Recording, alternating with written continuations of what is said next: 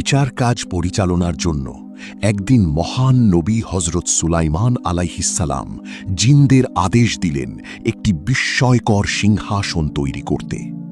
কিন্তু সেটি ছিল সাধারণ কোনো সিংহাসন নয়, এমন এক ভয়ঙ্কর ও রহস্যময় সিংহাসন যার সামনে দাঁড়ালেই মিথ্যাবাদীর হৃদয় কেঁপে উঠত। জিনরা হাতির দাঁত দিয়ে তৈরি করল সেই সিংহাসন। তাকে অলঙ্কৃত করা হলো মুক্তা, ইয়াকুত ও নানা মূল্যবান পাথর দিয়ে। চারপাশে বসানো হলো স্বর্ণের গাছ। সেই গাছের ডালে ডালে ছিল স্বর্ণের পাখি। দুটি গাছের মাথায় বসানো হয়েছিল দুটি ময়ূর, আর ওপরে ছিল দুটি শকুন।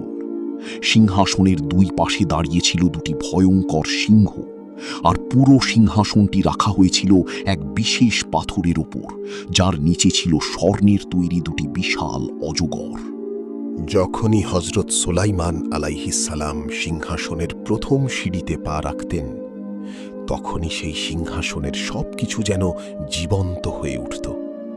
পাখিগুলো ডানা ঝাপটাত, ময়ূর ও শকুনগুলো নড়াচড়া করত, আর সিংহগুলো গর্জন করতে করতে নিজেদের থাবা মাটিতে আঘাত করত। তিনি যখন সর্বোচ্চ ধাপে পৌঁছাতেন, দুটি শকুন তাদের ডানা দিয়ে নবী সুলাইমান আলাইহিসসালামের মাথার উপর ছায়া সৃষ্টি করত। চারদিকে ছড়িয়ে পড়ত সুগন্ধি। এরপর তিনি সিংহাসনে বসতেন। একটি স্বর্ণের কবুতর তার হাতে তাওরাত রেখে দিত।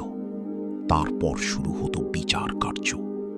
ডান পাশে বসতেন বনী ইসরাইলের আলেমগণ, বাম পাশে থাকতেন সাধারণ মানুষ।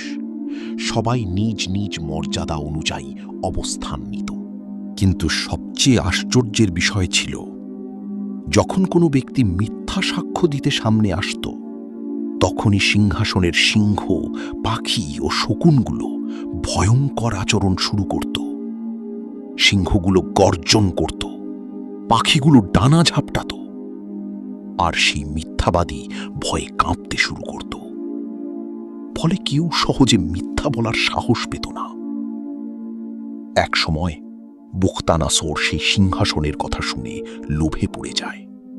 সে সুলাইমান আলাইহিসসালামের সেই মহিমান্বিত সিংহাসনে আরোহণ করতে চাইল। কিন্তু যখন সে প্রথম ধাপে পা রাখল, হঠাৎ এক সিংহ তার দিকে থাবা মেরে আঘাত করল। সে ভয়ে ও যন্ত্রণায় মাটিতে পড়ে গেল।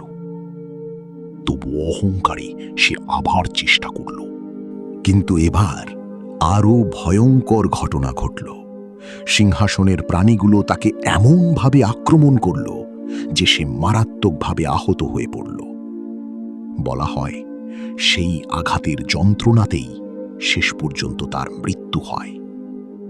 এরপর কুরাস ইবনে সাদাস এসে বুখতানাসরকে পরাজিত করে। সে সিংহাসনটি আবার বাইতুল মুকাদ্দাসে ফিরিয়ে দেয়। কিন্তু এরপর আর কেউ সেই সিংহাসনে বসার সাহস করেনি। অবশেষে একদিন সেই রহস্যময় সিংহাসন হঠাৎ অদৃশ্য হয়ে যায়। কেউ জানে না সেটি কোথায় গেল, কেউ জানে না আজ সেটি কোথায় আছে।